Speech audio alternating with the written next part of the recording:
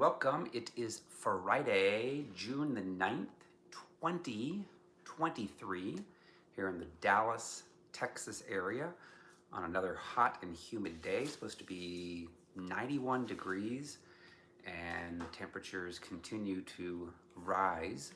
And the humidity is like you would expect in Texas. So happy Friday. Excited about our breakthrough tour tomorrow. We will be in Dallas at the Courtyard in Plano at 7 p.m. and we're looking forward to seeing a good group of people coming out for our next breakthrough event where people are getting their soul wounds healed, getting delivered from demonic spirits in a normal way without yelling and screaming and vomiting and all the crazy stuff. And so excited about seeing everyone tomorrow night. And then Sunday morning, we'll be doing the next Sunday morning service. Going to be talking about the prophet Malachi in the last book of the Old Testament. And then June the 25th, Worldwide Deliverance Session coming up again once a month. We've been doing these since 2017. We've seen tens of thousands of people around the world that have been healed, set free, and delivered, and saved their marriages and changed their lives and no longer addicted to all kinds of things that the enemy got them addicted to, and living healthy lives and having the fruit of the Spirit in their lives. So looking forward to that. And then July the 2nd, really looking forward to this, Round Rock, Texas, going to Faith Culture Church. Going to be speaking in the morning at 9 o'clock and 11 o'clock a.m., talking about soul wounds and how to get those healed. And then that night at 6 p.m., we're going to be doing a corporate deliverance session. So come on out to Round Rock, Texas. And going to be scheduling some more events at some more churches in probably Texas and Oklahoma. So stay tuned. All right, topic of the day is Abraham waited 25 years for his promise to manifest. How long have you waited? And it kind of puts it in perspective. Now, understanding that Abraham did live to 175, I believe. But when you think about his life and how long that he had to wait, it's a good analogy because a lot of times we're given, say, prophetic words if you're at a church that does that. And you might be 10 years old and you might be told that, hey, you're going to have, a powerful ministry working with people that need deliverance. And then what happens is you normally go through some horrible circumstances, because if you're going to be going into doing deliverance, you're going to have to deal with people that are struggling with demonic spirits. And oftentimes there's, of course, people in the church that need healing and deliverance from their own demons. And so you might be going through some horrendous circumstances in your life, but then the Lord uses all that later in your life to come into a ministry. And so you end up having an anointing for what you've gone through. If you have never gone through some hardships and hard circumstances, it's really hard then to be used by the Lord later, because you don't have any idea what other people have gone through. So that's why it's important for you to go through some struggles and challenges and hardships, because then that builds a lot of character, perseverance, your faith, all the above. And then you have compassion for people. Had I not gone through what I went through, I would have had no idea how to do this ministry. If I, and again, most people don't want to go through any hardships. They're like, gee, I want to just have everything great and fine and dandy. But that's not the majority of people in the world and the majority of the people in the church. So you really do need to go through some things. It's kind of like it becomes your specialty area when you can actually go back to the experiences that you've gone through and said, yeah, I know what that's like, and it's like it plays out the same way generation after generation. People have been hurt and wounded by their moms, by their dads, by sexual violations for the entire world. And if they obviously don't get those wounds healed, don't get delivered, then that's where the state of the church is largely today, where a lot of people have been hurt and wounded. Some of them, of course, are leaders in the church, and the Lord needs to get them healed and delivered. So what better to do than to use people who have got those experiences to later in life be able to be used. So I'm going to read through a blog. The blog is, actually I forgot to put it on my website, so I need to add that to my website, but it's on Facebook, it's on YouTube, and I'll add that after we're done to my website. But it's, again, Abraham waited 25 years for his promise to manifest. How long have you waited? Prophetic words often take many years to come to pass. You know, there's some prophetic words, of course, that can take, I don't know, within a week. I remember, I just stopped here. Holy Spirit reminded me, you know, a lot of times words do take years for them to come to pass. But I remember one lady was in Indiana, and it was a friend of mine, Joellen Stevens, that you may know, very prophetic, very gifted. She's had like more of her prophetic words, I guess, on the Elijah list than like anybody. And so anyway, she came to my church, and then she wanted to prophesy over the people that she didn't know that were at my church. And then she had a whole throng of people, I don't know, probably 25 that came from her church near Connorsville, Indiana. And so she goes, I want you to prophesy to them, and then I'll prophesy to the rest. And so I did. She did hers and I did mine. And there was one lady that came up, and the Lord was very strong, saying that she was going to get a new car. And I was like, I'm not going to say that, Lord. I'm like, what in the world? That's crazy. And yet he was very strong saying, say this. You know, I'm like, okay. And so I just told her what I heard. And, you know, of course, she's excited. And then I never see her again because she doesn't go to my church. Well, then, actually, Joellen was speaking at another place on the east side of Indianapolis, like, I think it was 6 months later. And this lady I end up seeing there, and I'm like, oh my gosh, oh no, I don't want to see her because I don't know if she got the car or not. Well, then she ends up finding me and then coming up to me, and she goes, Nelson, do you remember when you prophesied that I was going to get a new car? And I'm like, yeah. And she said, I got it. She said it was within, I think, 30 days of that. And I'm like, seriously? I'm like, whew. I'm like, because normally I'm like, you get some more distinctive, specific words that are amazing. It's like you're hesitant oftentimes to say that. So, but a lot of times we get words from people, and it may take, again, 6 years, 10 years, 15 years before it manifests. If it does, and there's a whole bunch of factors, obviously, you know, do you do your part, or do you just sit around waiting for someone to, I don't know, give you a ministry versus actually doing some things? And so understanding that, so I'll go back to it. The words are often accompanied by suffering extreme trials and tribulations. Separations oftentimes happen from many family members and friends. You know, it could be your spouse. If your spouse has, you know, demonic spirits and they refuse to get healed and delivered, the Lord may ask you, like he has done myself, my wife, and others, who are you going to serve, the demons in them or me? Because if you choose to serve and submit to a person that has demonic spirits that refuses to get healed and delivered, it really lowers the chance you can do your calling of the Lord. And that is true. Again, the enemy has married up a lot of people that are his people that are not ordained from the Lord. You know, they can act like they're Christians, but if they're not getting healed and delivered, they got a free will to not. And then their goal is to stop you from God's calling and God's goal. And that is so true. So you cannot make an idol of anyone before the Lord. You know, your spouse, your children, your parents. You know, Jesus actually said he came for division, didn't come for inclusion of everyone. And there's a lonely road for a lot of people that choose to serve the Lord. And that's the truth. And sometimes you have to pull away from unhealthy, ungodly, toxic family members that want to serve the enemy and not the Lord. And of course, they could be in the church. They could be acting like they're all that, all godly and stuff, but they're evil as Satan, you know, behind closed doors. And they're very prideful.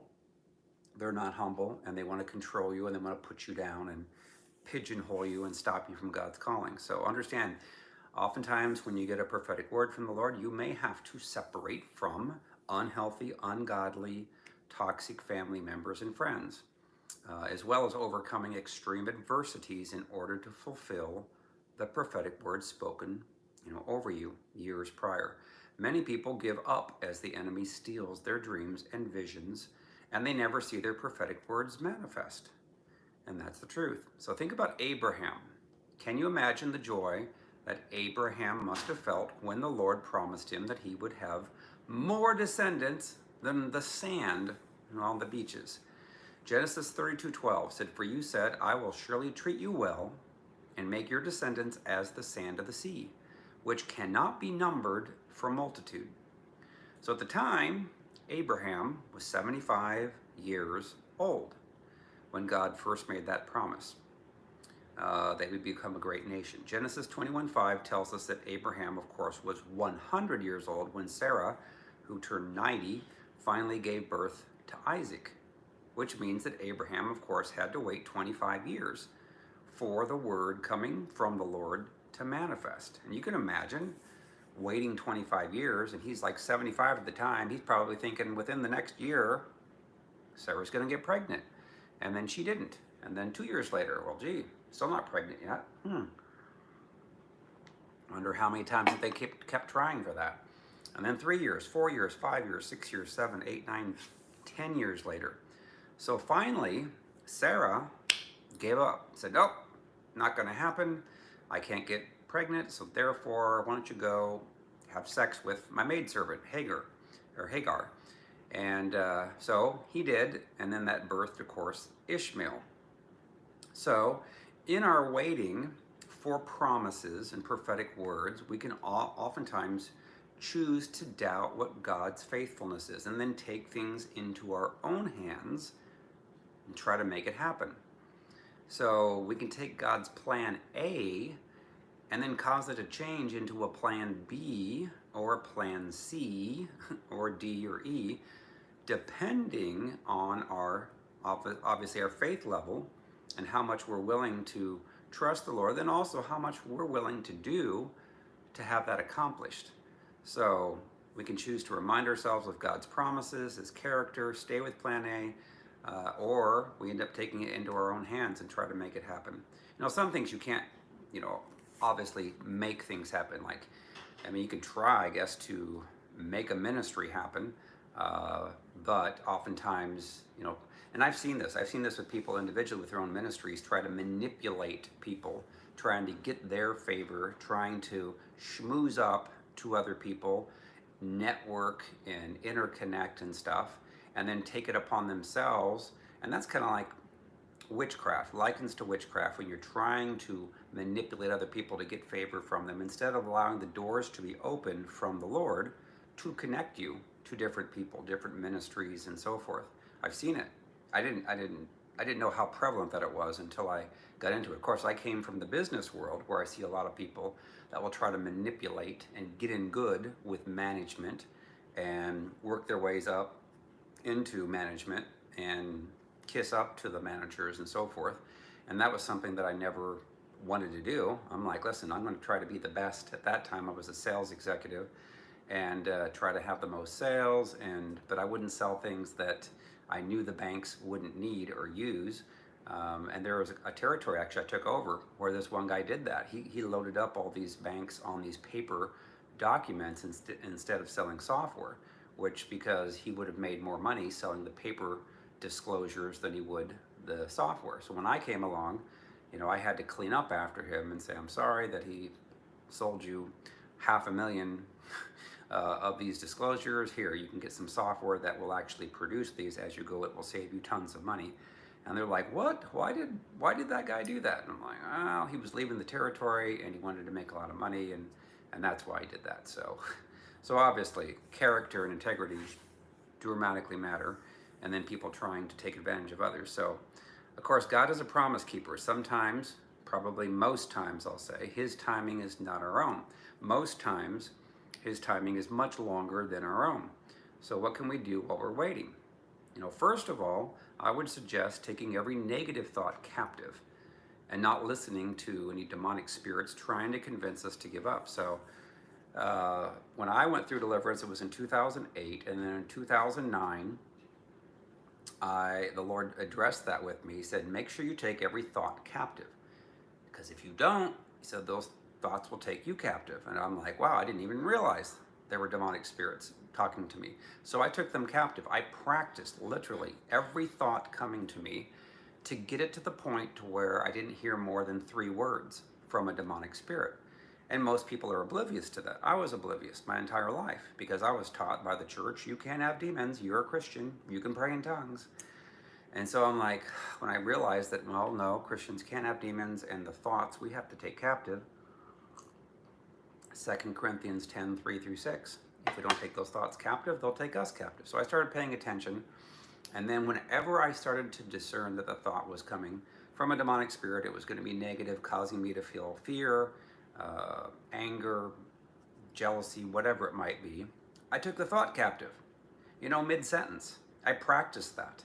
And one time I remember I had a bulge the size of a golf ball in my spine, and the enemy tried to tell me that it was cancer, tumor, whatever, but I stopped it. I stopped it mid-sentence. I wouldn't let him speak the whole thing out because the Lord said, if you end up getting in fear and worry, then you're going to have to go the route of normally going to the doctor and having him tell you what it might be, and then you have to go to the route of paying whatever the cost is, and if it whatever it might be. And so I ended up taking the thoughts captive before they said that, and then I stayed in peace. It was about 6 weeks that I had to endure, and then finally the continued to speak over it, and they started to dissolve, and within about 2 days, I think it was, they were gone.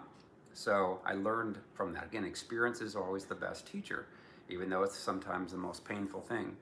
So ultimately, I learned a lot from all of that. And so we need to take the negative thoughts captive.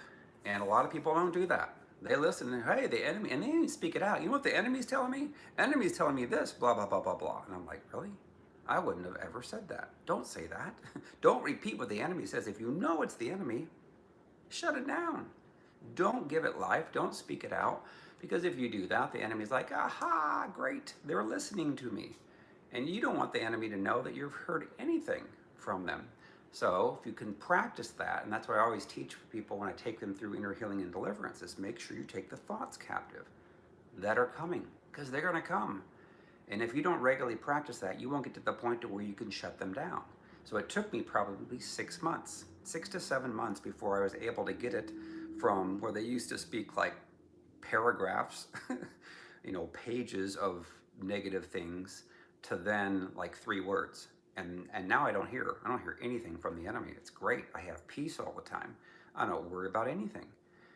So it's important. Do not listen to the enemy, and take the thoughts captive, as quickly as you possibly can, so that they will not cause you to get into fear and worry and all that. So, let's see. Next, many listen to the enemy, of course, coming against what they are believing for. And then they hear that, again, they did a study on this. National Science Foundation found that the average person could have 12,000 or more thoughts a day, of which 80% of the thoughts are negative. So if you end up having, 10,000 negative thoughts a day, you can imagine you're not going to be at peace, and you're going to probably give up, because the enemy's going to keep trying to say, that's never going to happen. That's crazy. What do you believe in for that?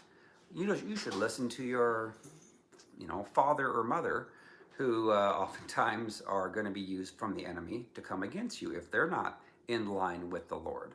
And of course, they may be going to church, but if they aren't healed and delivered, they're going to be saying things in line with the enemy to try to steal. So there's a whole bunch of things that can happen to try to shut down and stop any prophetic words from manifesting.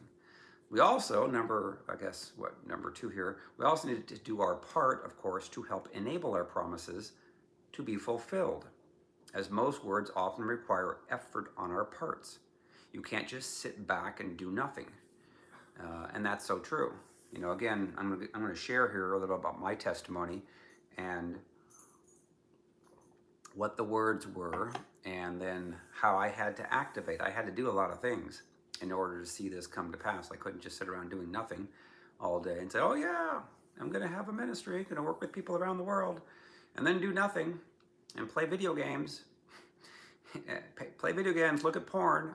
No, that will not cause you to have a ministry to help people around the world. You'll end up having demonic spirits that will cause you to get worse and worse, and not good. So we also need to make sure our lives are, of course, aligned with the Lord, and that we're living a righteous and holy life. In fact, I'll say that. So when I was starting to get the idea, the Lord wanted me to do ministry, He kept telling me, He goes, you need to live a pure, godly life, righteous life, and you need to walk in humility. Those were the two big ones He kept telling me. You know, walk in humility, walk in sexual purity, walk in humility, sexual purity. And so I'm like, I understand, because now that I've seen from the other side in ministry that there's a lot of people that do not do that. And when you don't do that, that gives the enemy legal rights to come in. And number one, it's going to hurt you, but number two, it's going to hurt other people because you're compromised. And then if you are doing things you shouldn't be doing, you're going to manifest in other people. You know, I've seen it with deliverance people where they're not delivered. And then they're trying to get people healed and delivered, you know, and they end up failing because the people that are wanting to be healed and delivered end up not being able to because the person trying to deliver them is not. And sometimes that person not, you know, trying to deliver them will impart maybe some demonic spirits to them. And I've seen it. It's not good. So that's why you've got to walk in purity and holiness and godliness in order to do that. So anyway, I'm going to start sharing now a little bit about my own testimony because it's firsthand experience, so I can teach this. So understand. Here I am. This is back in late 2008. I have no aspirations to do ministry. My goal at that point in time was to actually make money and to enjoy my life. And then what happened is the Lord I got some prophetic words from people at a conference. And again, I had no desires, no aspirations to do any ministry whatsoever. And I never really attended any conferences, Christian conferences. I went to church, prayed in tongues, and if I could bring a couple people to heaven with me, then great. But my goal was to make a lot of money. And the reason why I did that is because I observed with my mom and dad that they had arguments that oftentimes surrounded money. And so I made the decision, okay, well, if I make a ton of money, if I'm a millionaire, we're not going to have any challenges and struggles arguing about money. And so I was making good money, very, very good money, high-paying job, and saving a lot of it, investing it, and being able to take vacations wherever we wanted to, putting my kids in Christian school. But then there started to be some challenges that happened. You know, my oldest son had challenges, my wife and I had challenges, and so we went to counselors, and none of them knew about inner healing and deliverance. You know, I paid thousands of dollars for counseling, Christian counseling, and nothing worked. Of course, you cannot fix a demonic issue with head-to-head counseling. You cannot counsel out demonic spirits. You have to expel them by taking away legal rights. And I didn't understand that. And so again, this is all part of my training, of course. So anyway, I ended up going to this conference called Morris Cerullo, this guy, who's now passed away a couple of years ago. And he traveled all over the world for a long time. I think it was like, I don't know, 60 years, 70 years, something like that, a long time. Him and his wife, Teresa, they lived in San Diego, but he grew up as an orphan in New Jersey. And he was Jewish originally, and then obviously became Messianic. So I attend this conference, and there's people like Benny Hinn that are there. There's Paula White that's there. There's Miles Monroe. There's Reinhard Bonnke, Kenneth Copeland. There's, you know, like some of the biggest names in the world at the time that did ministry. So here I am, and I'm just, okay, I'm going to soak it all up. Well, then that week, that was the first week of January 2009, had a lot of prophetic words, like three prophetic words from different people that did not know one another. And I'd never received a prophetic word, ever. And they said that you're going to have a ministry working with people all over the world. And I'm like, what? What are you smoking? I mean, the first time I heard it, I was like, seriously? I'm like, you probably say that to everybody. So I was very skeptical. But I always wanted a prophetic word, never had one. And so after the third time, I heard the same thing that week. And I was like, maybe that's what the Lord's going to do. I'm like, I have no idea how that would happen because I'm like, I don't know anything. All I can do is pray in tongues. Could only pray in tongues, didn't know anything about healing, didn't know anything about deliverance. And they were telling me that I was going to have ministry working with people who have been hurt and wounded a lot. You know, people have gone through divorces, people that had children that were hurt and wounded, and you're going to help them to get healed and delivered. And I'm like, what? I'm like, this is cray. I'm like, who am I? And so after that, the Lord had me then marry a lady that she could pray in tongues. So I figured, okay, she's a Christian, she can pray in tongues, so this is going to be great. She went to all these conferences, and we got married. Well, then on the wedding night, she basically manifested. And prior to that, the Lord said, you're going to love her like Christ loved the church. I kept hearing that. And I'm like, oh, great. That's going to be an awesome thing. Can't wait. But then on the wedding night, I saw a different side where she was ranting and raging and a whole different personality, put it that way. And then the Lord said, listen, you're going to go through some things. And he showed me how she was hurt and wounded, you know, in like a quick vision, and said that you are going to love her like Christ loved the church, but you're going to have to lay your life down, and she's going to essentially take out all of her wounds on you, and eventually it will grow into a ministry around the world. And I'm like, oh, okay, well, great. How bad can it be? I'm like, she's a woman. You know, I'm a guy. It can't be that bad. And then he said, I can't tell anybody. You have to keep this quiet. Can't tell anybody. That's part of the process. It's a part of your training, is you have to go through this. So I figured that within, I don't know, a year, she would be fine, healed, and then start doing ministry. Well, we ended up going to Jerusalem in Israel on a trip with Morris Cerullo.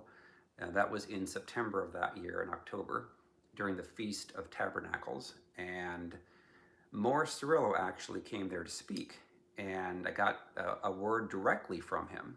And when people get words from him, he was known for being spot on every single time. So I really respected it. And he said that, again, you're going to have a ministry that's going to be very large, and then it's going to grow really rapidly. And I was like, wow, I can't wait. Yay. Well, then during that first year, there were some tumultuous things that happened where I would see her trigger frequently, pretty much every day, oftentimes several times a day. And I was hoping that it would get better as I loved her like Christ loved the church, but it didn't. And then after year 2, it got worse. After year 3, it got worse. 4 got worse. 5, and then 6. And it didn't get better. We went to counseling with people from Bethel, and nothing got better. In fact, they were saying, you know, nobody should have to go through all that abuse. And I'm like, no, the Lord's telling me to stay. You know, well, then finally after 6 years, the Lord said, now it's time to separate. You got to choose who you're going to serve. You're going to choose to serve me or the demonic spirits in her, because we've given her time to repent and change, and she's refusing. So I'm like, all right, well, I've tried to love her as best I can like Christ, and it's not working, so I'm guessing I'm going to have to part, because she was essentially trying to stop me from doing any ministry, and as the Lord was starting to bring some opportunities. And I wanted to do this with her, but she couldn't. She kept manifesting. So I separated, and then I learned about narcissism and Jezebel and the smear campaign, and I went through all that. And I was like, oh my gosh, this isn't fun. And I'm like, this is crazy, Lord. I go, why would she do that? Why wouldn't she just be honest and get... And at that time, I learned about the spirit of Jezebel. In fact, I watched a video from Robert Morris, which is ironic. It's a church that my wife and I have attended many times here so far that we've lived here in South Lake. And he talked about the spirit of Jezebel. So I learned after watching that, I'm like, oh my gosh, that describes exactly the characteristics and the behavior. Ding, ding, ding. Now she can get healed and delivered. So I explained to her, this is what you got. And she rejected it. And she came up with a big lie to a bunch of people. And so I learned the harsh realities of what happens when people are under that spirit and how common that it is. And that, of course, then birthed the ministry. And she refused to get healed and delivered. And the Lord then said, now it's time to start your ministry. And so I did, by the end of 2015, start a healing room at our church in Indianapolis. And it grew to the largest most busiest, I guess, healing room in the state of Indiana. People were traveling from outside the state of Indiana to come. We were open every Saturday from 12 to like 5, and saw miracles and saw people get healed and delivered. But the deliverance is really what the Lord wanted me to concentrate on. He said there's too many people that have these healing rooms and they neglect the deliverance, and they need to do that. So he said, I want you to take everybody through deliverance. And so I did. Well, then eventually I started doing some Facebook Lives, and then people from like Dallas and North Carolina wanted me to come to speak at their churches, so I did.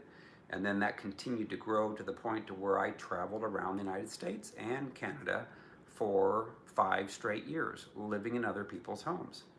And of course, then the Lord connected me eventually to a lady that was on Facebook that appeared to be on the up and up, like legitimate, and she would interview prophets. And then she ended up essentially pursuing me, wanting to get married quickly.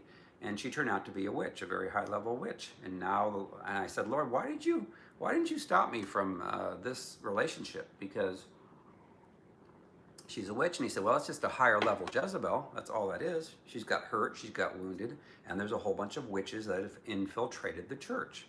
And you need to teach on that. And the best way, of course, is experience. And I'm like, ugh. So that was painful. And then I had another lady that I met, and she wasn't healed and delivered, and so she manifested. And then I ended up learning from that relationship the criticalness of getting a person's soul wounds healed. And I worked with a guy from Phoenix that had delivered like 1,000 pastors and 10,000 people. And he taught me about soul wound healing and how critical that it was to get those wounds healed. Have them to be able to choose to forgive those who hurt them and wounded them, and then command demonic spirits to go. So ultimately, I learned that, incorporated that, wrote the book Freedom from Soul Wounds and Demons, and now we're seeing thousands and thousands of people around the world that are, reading that book, getting healed themselves, getting delivered, and the fruit is amazing to watch. And this continues to grow. We're now getting more connected to churches and ministries here in the Texas area, and continuing to do about 10 personal sessions a week with people everywhere, all over the place. So you think about that, the prophetic words were back in 2009. Now it's 2023, and things are basically getting set up to really grow rapidly because of the fruit. If there's no fruit, no anointing, then it's like, why are you doing it? So ultimately, it's taken, 15 years to get to this point. And there's been a lot of attacks here and there, people that aren't healed, that aren't delivered. So it's not an easy thing when a person's given a word, especially if it's going to impact people all over the world, all over the place. So you got to understand that the enemy is going to try to send his people in who are going to portray themselves as being Christians, when in reality they're oftentimes Pharisees, scribes, could be witches, and all the above. So if you were given a prophetic word and it's been 5 years, 10 years, you may have to continue to do your part. Of course, you need to do that, and understand not to give up on what the Lord, and the Lord will oftentimes confirm that for you. So maybe you got a word from someone that, who knows what their prophetic gifting was. It was just maybe from their heart and speaking that to you. Then the Lord's going to confirm it if it is of him. If it's not, then, like in my case, I had, 3 people in the first week of my ministerial attending life, never attending any type of conference like that before, but 3 people that spoke the word. And then that put inside of my spirit a desire saying, well, gee, God, I will count that as an honor if that's what you want to do with me. I will do that for you. And it didn't know that it was going to cost me everything, lay down my life, all my retirement, my home, and everything. But it was worth it, because I don't know how many thousands now that have been healed and delivered, but it's neat to hear from people around the world that said, this changed my life, this changed my marriage, this, saved that. So, now we have 75,000 people following on TikTok, tens of thousands on Facebook, YouTube, Instagram. thousands ordering the books and seeing their lives transformed. So if you have received a word from the Lord or someone's prophesied over you, understand that you may have to wait for years before it fully comes to pass. And there may be many components and people required to have to come into place to see it manifest as well. You may have to overcome a lot of enemy interference, trying to get you to give up, much betrayal. Just like Jesus, he was betrayed by Judas. So you may have people that come into your ministry that act like they're going to help you, and then they have ulterior motives that they're not healed and delivered from their own demons, and so they end up trying to sabotage. And that's always fun. So much betrayal, lies, and gossip is par for the course, and you have to overcome that. And of course, you may have taken some things into your own hands, like Abraham and Sarah did, and now you need a plan B or C or D to see your promises come to pass. So ultimately, trust the Lord, speak life into what the Lord has told you, and ask the Lord to give you some more confirmations, more dreams, visions, and who can you trust and who can you not? Because you may have people in your inner circle that are trying to sabotage and plot against you, and that's not fun. So, but never speak negative over your situation. Stay positive. God is faithful and just. Do your part, and God will do his. All right, so again, my book, Freedom from Soul Wounds and Demons, it's available on Amazon and paperback, Kindle, and Audible. And if you're interested in a personal session with me, you can request that. Just reach out to Tina at tinak@restoredtofreedom.com. All right, well, I will let you go. Have a great weekend, and we'll see everybody in Dallas/Plano tomorrow night at the Courtyard.